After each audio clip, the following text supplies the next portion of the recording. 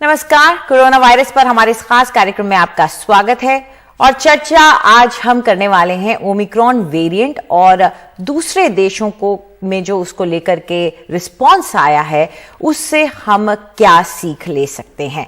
बड़ा सवाल यह है कि क्या भारत में अब वैक्सीन को लेकर सख्ती करने की जरूरत पड़ गई है? क्या जो लोग वैक्सीन लेने से कतराते हैं उनके ऊपर कोई कार्रवाई होनी चाहिए या कोई तरीका होना चाहिए जिससे उनको प्रेरित किया जा सके कि आप वैक्सीन लगाएं? तो ये बड़ा सवाल है। दरअसल ये सब इसलिए क्योंकि अगर आप ओमिक्रॉन के फैलाव को देखें यानी उसके स्प्रेड को देखें तो ये बहुत तेजी से बढ़ रहा है। सभी देशों में इस वक्त अगर आप स्थिति देखें तो उन्होंने ओमिक्रॉन को लेकर अपने कोरोना के नियम सख्त कर दिए हैं। 9 नवंबर को साउथ अफ्रीका में आपको बता दें कि पहला सैंपल जो लिया गया था वो 24 नवंबर को पॉजिटिव आया था और उसके बाद यूके में 27 नवंबर को पहली बार इसे रिपोर्ट किया गया था और आज अब वहां कहा जा रहा है कि कम्युनिटी स्प्रेड हो चुका है, यानी मात्र 10 दिन में वहां पर कम्युनिटी स्प्रेड की बात सरकार ने मान ली है। तो आखिर ये सब देश जो सख्ती बरत रहे हैं, क्या ये सही कर रहे हैं? क्या इसकी जरूरत है? इस सब पर हम चर्चा करने जा रहे हैं और हमारे साथ 2 खास मेहमान हैं। डॉक्टर सुनीला गर्ग हैं जो कि सदस्य हैं लैंसेट कमीशन और कोविड टास्क फोर्स की, और साथ में हमारे जुड़ गए डॉक्टर अरविंद कुमार जो कि चेयरमैन है चेस्ट सर्जरी मेदांता की। शुक्रिया आप दोनों का हमारे साथ जुड़ने के लिए। डॉक्टर गर्ग, आपसे शुरुआत करना चाहेंगे। जिस तरह की सख्ती यूरोपीय देशों में बरती जा रही है, ऐसे देश जो कि अपनी फ्रीडम, इंडिविजुअल राइट्स, इन सब चीजों को लेकर सबसे ज्यादा शोर वहीं से होता है, लेकिन जो सख्ती अब हम वहां देख रहे हैं वो अलग लेवल की है। जर्मनी का तो कहीं ना कहीं बात आने लगी थी कि जरूरी अनिवार्य ना कर दें इस वैक्सीन को। ऐसे में क्या हमें भी अब जरूरत है कि हम वैक्सीन न लेने वालों को किसी न किसी तरीके से प्रेरित करें? अंजलि, बहुत ही इंपॉर्टेंट क्वेश्चन आपने पूछा कि किस तरह से सख्ती बरतने की जरूरत है। पहली बात तो मैं ये कहना चाहूंगी कि नंबर 1 यूरोपियन देशों में पहले भी हम देख रहे थे, इस पिछले महीने में भी काफी तादाद में केसेस आ रहे थे और जब ये हमारा ओमिक्रॉन का वहां पे प्रवेश हुआ तो बेसिकली वहां पे ये बहुत तेजी से फैला क्योंकि कोविड अप्रोप्रिएट बिहेवियर भी वहां कॉम्प्रोमाइज था और ज्यादातर जो इम्यूनिटी थी वहां पे वैक्सीन इंड्यूस्ड इम्यूनिटी थी। और जहां पे अगर हम हमारे देश की बात करें तो हमारे देश में काफी संख्या में वैक्सीन लग चुका है, परंतु अभी भी काफी बाकी है, काफी की तादाद में बाकी, यानी कि 85% लोगों को हमारे जो है फर्स्ट डोज लगा है और करीबन 50% लोगों को सेकंड डोज लगा है। तो ये मैं कहना चाहूंगी कि बहुत जरूरी है कि हम जल्दी से जल्दी हमारा वैक्सीनेशन पूरा करें और साथ ही साथ हमें किसी भी हालत में अपना गार्ड लोअर नहीं करना है, यानी कि कोविड अप्रोप्रिएट बिहेवियर को फॉलो करना है। और तीसरा, सरकार अपना काम कर रही है in terms of containment, surveillance and genomic sequencing और हमारी एयरपोर्ट की गाइडलाइन सब स्ट्रिक्ट है, परंतु वैक्सीनेशन को लेके मैं जरूर कहना चाहूंगी कि हमें इनोवेशन की जरूरत है।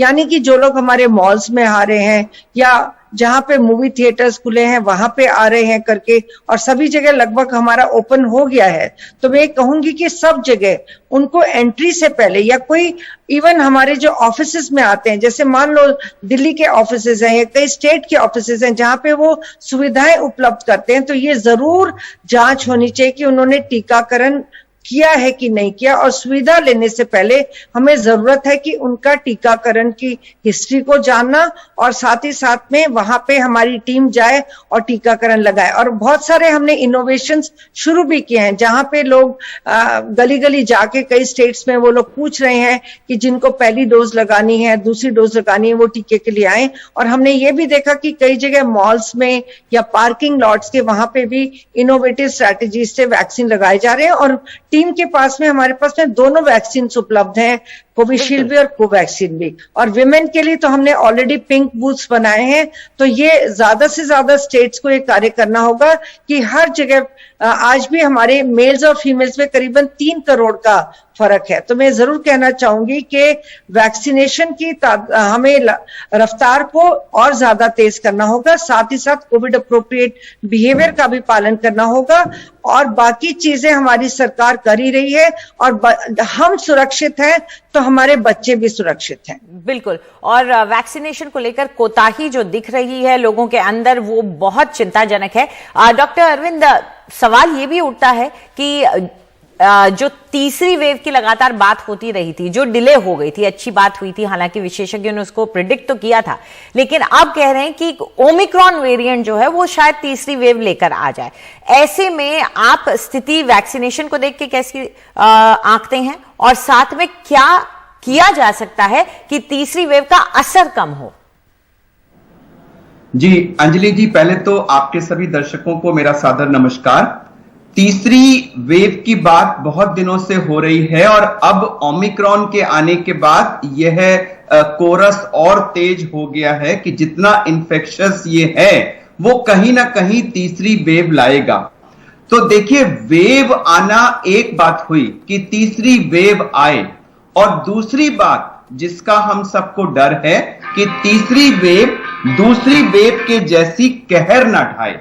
तो जहां तक वेव आने की बात है, एक बात जो पिछले 4-5 दिनों में ओमिक्रॉन के संदर्भ में उठी है, जो मैं अभी एक विशफुल थिंकिंग कि मतलब लोग सोच रहे हैं कि काश कि ऐसा हो जाए कि ओमिक्रॉन एक हाईली इन्फेक्शियस बट बहुत ही माइल्ड और जीरो मॉर्टेलिटी, जीरो डेथ करने वाला वेरिएंट के रूप में अगर उभर के आ जाए, तो वो मैं कहूंगा कोविड से लड़ाई में एक पॉजिटिव स्टेप आ जाएगा कि ये कहीं ना कहीं अगर पूरे विश्व में डेल्टा वेरिएंट को रिप्लेस कर दे, ये डिजीज सबको कॉज करे, माइल्ड डिजीज होगी, जैसे हम सबको जुकाम होता है और सब जुकाम होके ठीक हो जाए, आईसीयू ना जाना पड़े, डेथ ना हो और नेचुरल इम्यूनिटी डेवलप हो जाए, तो वो हमारे इवोल्यूशन में इस पैंडेमिक की ट्रेजेक्ट्री में एक बहुत सकारात्मक स्टेप होगा। लेकिन मैं वार्न करना चाहूंगा कि आज की तारीख में यह एक विशफुल थिंकिंग है।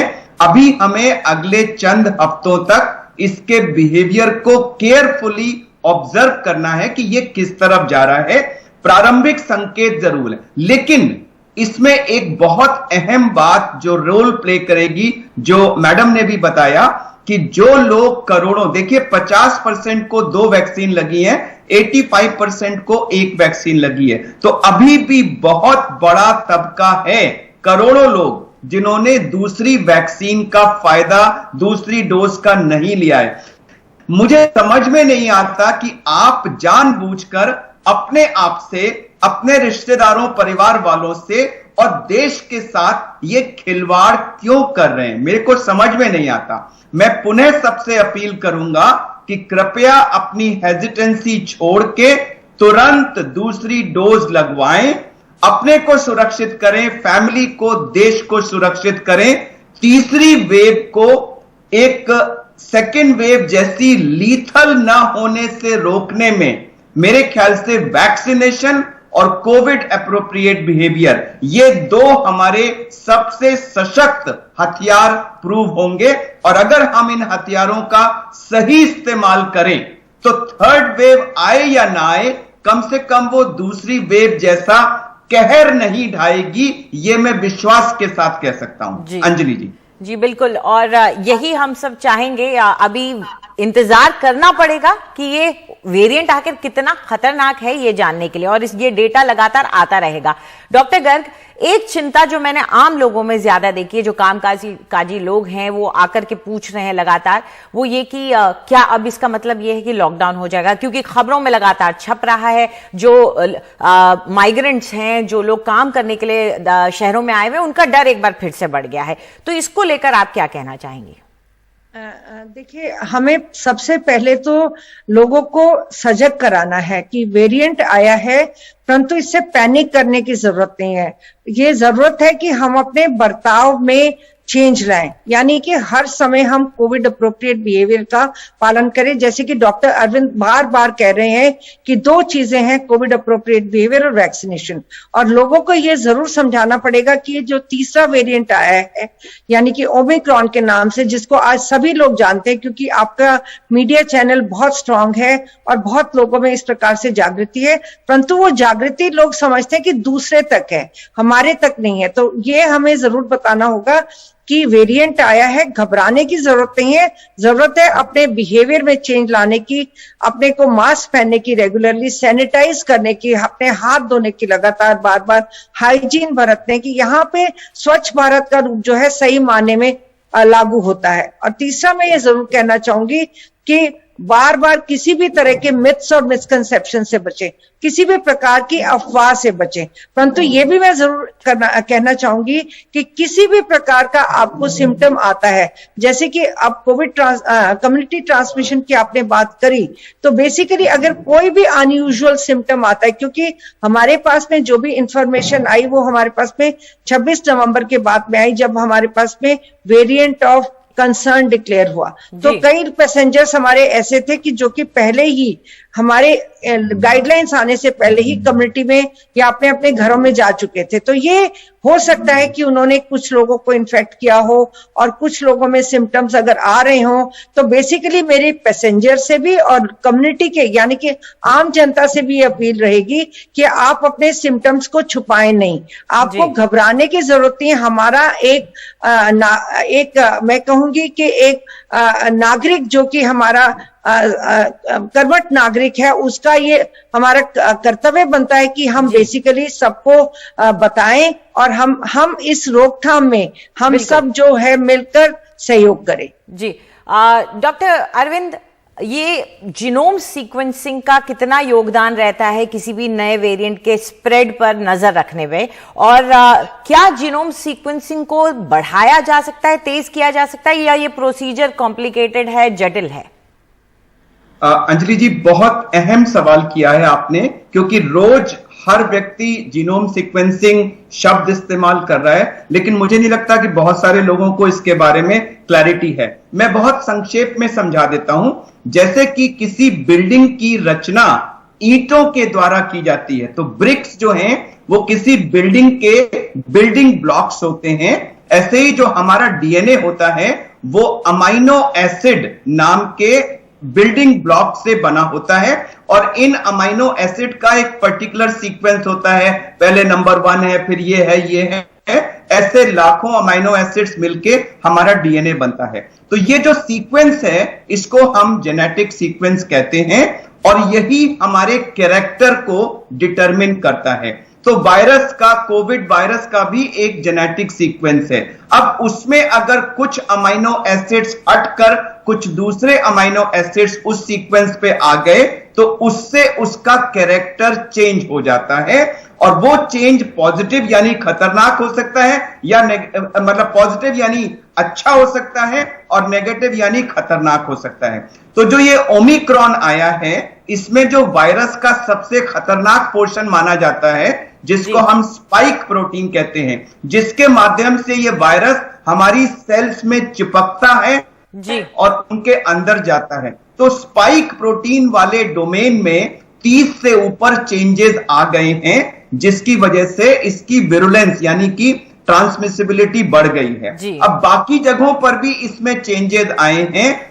उन चेंजेस ने इसके कैरेक्टर में क्या चेंज लाया है, ये आने वाले चंद हफ्तों में क्लियर हो जाएगा। तो अगर हमें थोड़ा सा वक्त कम है, एक छोटा सा ब्रेक ले रहे हैं, लौटेंगे तो ये जीनोम सीक्वेंसिंग की अहमियत पर जरूर चर्चा आज जारी रखेंगे। फिलहाल छोटा सा ब्रेक।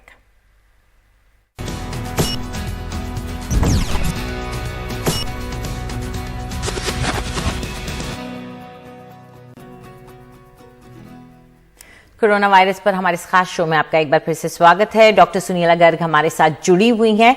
डॉक्टर गर्ग, एक सवाल जो कई लोगों को इस वक्त उनके जहन में उठता है, जो फॉलो करते हैं कोरोना वायरस से जुड़ी हुई खबरें, वो ये भी कि कम्युनिटी स्प्रेड यूके क्लेम कर रहा है, लेकिन अगर आप देखें तो इतनी जल्दी फैलना किसी वेरिएंट का बहुत चौंकाने वाला है। क्या ऐसा हो सकता है कि वेरिएंट मौजूद रहे हों और उनकी जीनोम सीक्वेंसिंग ना हो पाई हो? क्योंकि बेंगलोर में हमने देखा जो डॉक्टर पॉजिटिव हुए वो कहीं बाहर ट्रैवल करने नहीं गए थे। देखिए, बेसिकली यही मैं आपको कह रही थी अंजलि जी की हमने ये मान के चलना है कि ये वायरस जो है हाईली ट्रांसमिसिबल है और इन्फेक्शियस है, परंतु कितना सीवियर है इसको हम अभी कह नहीं सकते। और जैसे कि मैंने आपको बताया कि हमारा हो सकता है कि जब तक हमारे WHO ने डिक्लेयर किया था वेरिएंट ऑफ कंसर्न, उस बीच में हमारे कई पैसेंजर्स भी हमारे चले गए थे बिना बताए, और वो एयरपोर्ट से चले गए थे, जिसमें कि गवर्नमेंट को काफी तकलीफ हुई। हमने काफी हद तक सभी, मैं ये कहूंगी, कॉन्टेक्ट्स को ट्रेस कर दिया है, प्राइमरी कॉन्टेक्ट, सेकेंडरी कॉन्टेक्ट, परंतु वो जरूर हो सकता है कि ये किसी के संपर्क में जरूर आए होंगे, क्योंकि ये तो मान के चलना होगा कि ओमिक्रॉन वेरिएंट जो है, जब हम बात करें हमारी स्ट्रिक्ट गाइडलाइंस होने के बाद भी हमें ये केस जो पहले मिले, ये हमारा जो 2 केसेस हमारे कर्नाटका में मिले, एक ट्रैवलर थे और दूसरे डॉक्टर जिन्होंने नहीं किया, तो ये जरूर हो सकता है कि वक्त कुछ हमारे पास कम है। शुक्रिया आपका हमारे साथ जुड़ने के लिए।